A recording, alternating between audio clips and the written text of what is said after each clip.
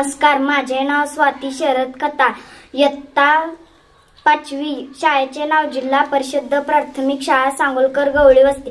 माझा आजचा विषय, मी शिक्षिका झाले तर.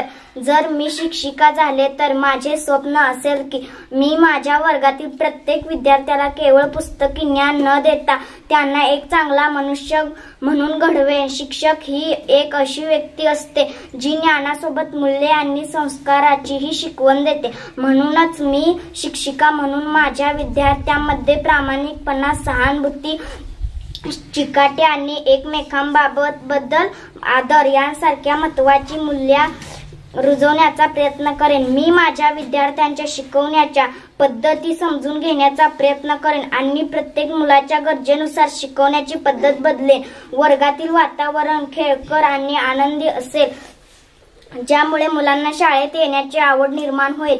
मी केवळ अभ्यासच नाही तर त्यांच्यातील कलागुण ओळखून त्यांना प्रोत्साहन देईन. मी माझ्या विद्यार्थ्यांना जगातील आव्हानांसाठी तयार करेन. त्यांना केवळ परीक्षेत चांगले गुण मिळवल्यावर लक्ष केंद्रित न करता जीवनात यशस्वी होण्यासाठी लागणारे कौशल्य शिकवेन. ते स्वतःला अधिक चांगल्या प्रकारे समजून घेऊ शकतील आणि एक जबाबदार नागरिक बनतील यासाठी मी त्यांना मदत करेन. अपयश आले तरी धीर न धरता त्यातून शिकून पुढे कसे जायचे हे मी त्यांना शिकवेन.